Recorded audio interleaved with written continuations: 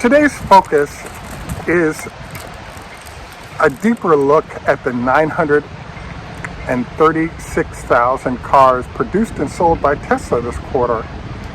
And I just want to say congratulations to all of you who've made a bunch of money as this recovery is occurring with that new number. We also want to cover a trucking attack on Tesla from GM that cost Tesla about $100 million extra for the quarter. This is Greg for Teslafaninsight. Thanks once again for joining us. If this is your first time, welcome. If you're a repeat visitor, welcome back. We also want to thank our Patreon supporters. If this is your first time, welcome, and welcome back to those of you who are regulars. If you enjoy the show and like more information on better investing and trading, please join us on Patreon.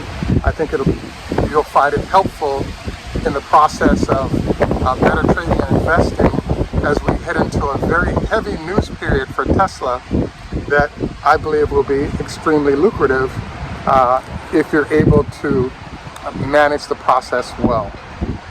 So we also want to note that this is a copyrighted broadcast. Any information presented is prohibited to be used unless there's written permission to do so. So, first of all, again, congratulations to Tesla on the 936K vehicles. You know, I wanted to invite you, I think we're probably going to end up posting at the end, to kind of look through the numbers, I want to say, for inferences that might be helpful in generally understanding.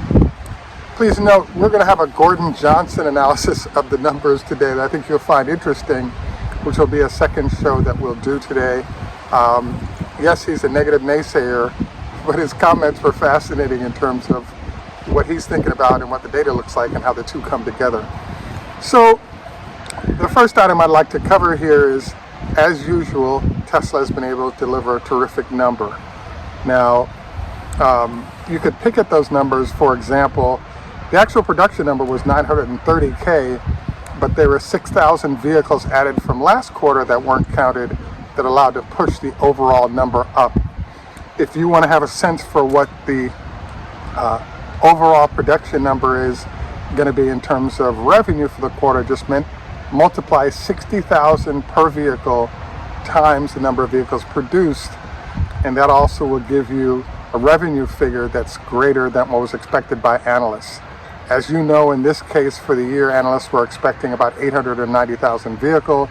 Tesla came in at 936,000, which is a better number.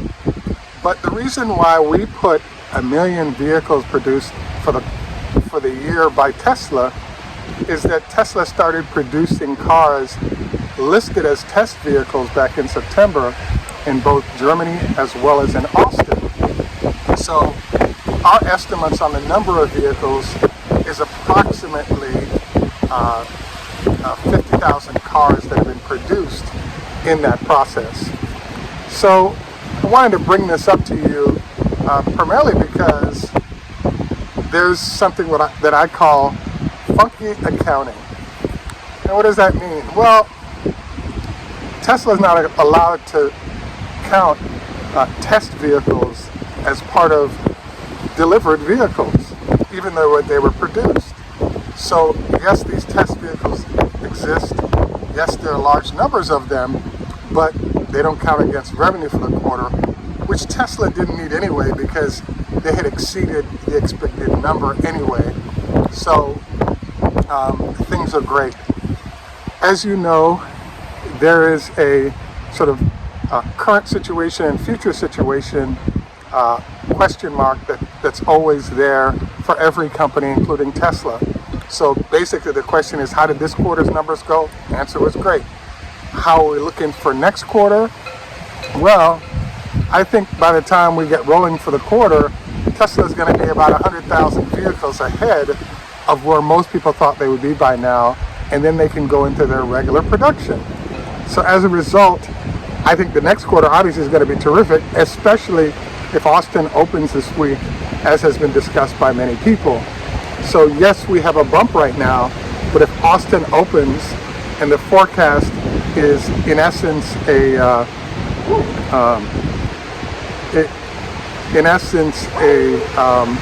how many Austin vehicles we produce by the year, so we get these numbers that might emerge from that. So the first thing, so what I also wanted to review with you is the fact that, now, wait a second, according to George Gordon Johnson, his comment is there's really no big numbers coming from Tesla. There's usually 140K worth of, or should say, the forecast is for 1.4 million, between 1.4 and 1.6 million to be produced for the coming year. And this is without Austin or what's happening in Germany.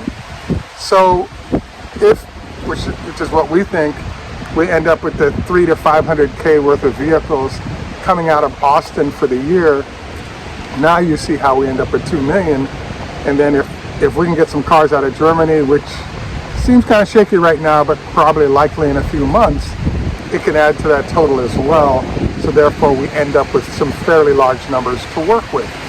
So I have to say that for those of you who are great at accounting, and we'd love to see your comments on this, the question is, how can Tesla produce 50,000 extra cars and then eat that number like they did in China last year into the first quarter, and it doesn't affect the success of the firm? I think is mind-blowing and something to think about. So what we're forecasting is a crazy next couple of weeks. On Wednesday, the 3-day rule will enter, where analysts have a chance to digest the numbers and anticipate where Tesla's going. And once we get that movement, I think 1,500 is definitely realistic for the stock price. The latest upgrade is actually to $1,300 a share as a target. So one of the other things that we wanted to look at today is there are a few items we want to cover. There's the long squeeze, there's a trucking war, and why is it that Tesla's stock price is up significantly this quarter right after earnings are announced, when in previous quarters the stock actually fell until the 3-day rule came into play on the stocks? So the first item that we'd like to tackle is something I call the long squeeze. So what's been happening for Tesla is there's a way in which the hedge funds or very short-term traders look at a stock and look at Tesla. What's been happening is that as Tesla's market cap increases, it then triggers more buying by the S&P to get the balance correct for the stock within their portfolio in terms of percentage of the S&P. So what this can result in is pretty much for every 70 to 100 point jump in Tesla, you're picking up another 30 to 40 points in all the firms that have to modify their Tesla allocation relative to weighting within the S&P. And then there are all these S&P derivatives and other entities like the S&P 100, the growth, big cap growth, etc. All of those things, it has to be reweighted, which means the stock, when it's going down, it goes down extra deep. When it's going up, it goes extra high. So therefore, one of the things that we see happening right now is a beginning to a very power updraft in the stock price, driven first by the great numbers and those implications, and then driven secondly by this phenomenon of the long squeeze that's hitting. Now, relative to this, there's a question that comes up, which is, why is the stock price up now dramatically, where in the past we've actually seen the stock stay neutral or not start rising until we get to the 3-day rule, where large institutions, after talking with the analysts, can now justify getting in Tesla very strong? The answer we're coming up with is the fact that this is what happens every major quarter and will happen for the next 4 to 6 quarters for Tesla until things settle down with the production number from the new facilities. So there's a lot of people who are actually short Tesla, and if they chose to wait before they closed out those shorts, they'd be in some very deep trouble. So they determined it was better to close their positions now and buy the stock rather than wait hoping the stock would fall and then get crushed as the stock made a big time run. So I think what's going on with Tesla that's unique for the quarter on it being up in this manner is a suggestion that there's some really big things brewing for Tesla, and everybody knows it. So hopefully you're able to get in and be ready to make a great deal of money in the process. So the next thing that we'd like to jump into is a concept that popped up based on some info we got from the factory. So one of the things that happened this quarter for Tesla is, you'll recall Elon pointed out that he really wanted to make the push earlier. That way the end of the quarter push, which included higher trucking costs, wouldn't affect Tesla. So there are a lot of people, including myself, who bug Elon about the fact that he restricts information too much, and it doesn't give a chance for everyone to better understand how good the company is doing and why. Well, with Tesla's announcement that trucking is still an issue, this is why it's my belief that we ended up with this, if you will, bounce up, but we also ended up with as much as $100 million worth of losses for Tesla when it came to vehicles. So what happens for Tesla on the eastern side of the United States is there's a shipping process where 3,000 vehicles at a time are put on trains and shipped to Birmingham, Alabama.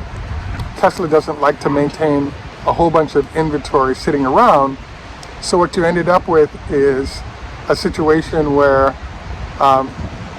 once those vehicles arrived and were waiting to be offloaded onto trucks to be delivered to the eastern side of the United States, all of a sudden there was an increase in the price that people had to pay to get their cars shipped, and there were even shortages of trucks. So we ended up with a backup in the delivery of system for Tesla all the way back to the factory in Fremont, where you couldn't produce more until you knew that you had the trucks to move those vehicles. Otherwise you're stuck with them on the train at potentially huge fees. So therefore the factory had to slow, and there was probably 2 to 3, maybe more K worth of vehicles that did not get delivered, so or produced, because they had to throttle back the ramp in order to make sure it was met. Now Tesla was able to clean this up a bit by shipping trucks. 60% of Tesla vehicles are actually sold in California, and so there was a backup process where the vehicles were therefore not being produced, so they didn't get stacked up, but there was production capacity to produce more vehicles. I believe Austin will help solve this because it's a shorter run on a train to that Birmingham shipping point, or you could theoretically start shipping to closer to market points. But in general, what I wanted to point out is it's our feeling that GM was the culprit here. Ford is short on vehicles currently, and so therefore we believe it was a GM effort to try and slow Tesla's numbers. So yeah, it had an impact, but not a huge one in terms of what the finished numbers might be. So we look forward to seeing, well, how is Tesla going to deal with this? This is why you heard about Tesla buying trucking companies, and they began producing their own car hauler vehicles to make sure they had inventory. Tesla also has this no inventory sitting out there policy because they prefer to build and ship directly to customers as much as possible. But even that may have to be updated because the factories will now be able to produce at a way higher speed than the trucks can actually deliver vehicles. And the question is, like, how are you going to handle this? I mean, obviously one answer would have been, if this Austin factory was actually in North Carolina, I think it would be a better setup for the whole country than if it was in Austin, where yes, you're selling in Texas and through the middle of the country, but there's a lot of more of your customers from Florida to New York than are from Texas going to Chicago. So we'll see how this works out. So overall, what we wanted to point out is that it's our belief, based on production coming out of the other factories, that Tesla's real production was up in that 1 million plus zone. But what's going to happen is that the vehicles being currently produced, actually being crash tested and everything else, will be recategorized from test vehicle over to sellable vehicles once all the approvals have arrived and approval to open the factory is also received. So we look forward to this coming along as well. What this also highlights is the fact that, as we've discussed, how the numbers went for the quarter are part of the evaluation. The next part is, how does the next quarter or 2 or 3 look? And I think the next quarter, 2 or 3 looks way better than the previous because of the new factories coming on that are 3 times the Fremont factory, and therefore 3 times the potential producing vehicles. The one other element that I think was big that's a part of the jump in the stock price recently is the fact that one of the open question was Tesla going to announce that their solution to the chip shortage had not worked or wasn't working fully and was affecting their ability to deliver vehicles. And based on the numbers, we're seeing the answer to this is that everything is looking terrific, which we think is awesome. So this brings us to our looking forward to your general comments. Obviously the numbers were great. We're looking for a dramatic jump in the stock price. We're targeting 1,500 by the end of the week, but we'll take 1,400 if that's what pops up. Reminder, if there's interest, we have some SpaceX shares. We also want to jump to our health tips. And today I wanted to issue a challenge. I'm on a no bread for 2 weeks challenge, and I wanted to issue that to you as well. I particularly have been watching this one doctor who indicated that the grains related to the breads that we eat have been so genetically altered that there are a lot of negative impactors to the body. And one way to evaluate how that's working out is to not eat it for a couple of weeks and see how your body responds to that. So I wanted to invite you to join and see how that impacts you as well. At any rate, this is Greg for Teslafaninsight. Tschüss German, au revoir French, Lahitro, Hebrew, Choda, Hafez, Farsi, Traz, Vijay, Russian, Nihama, Chinese, Kombawa, Japanese, Heido, Swedish, Arrivederci, Italian, Asante, goodbye in Swahili. And we're always open to adding more, but it takes time to learn how to pronounce them properly. Namaste, Hindi. And in Jamaica we say enough respect, walk good, man. Salam. Have a great day. Bye for now. And we look forward to our second show with the Gordon Johnson evaluation of the numbers we just saw.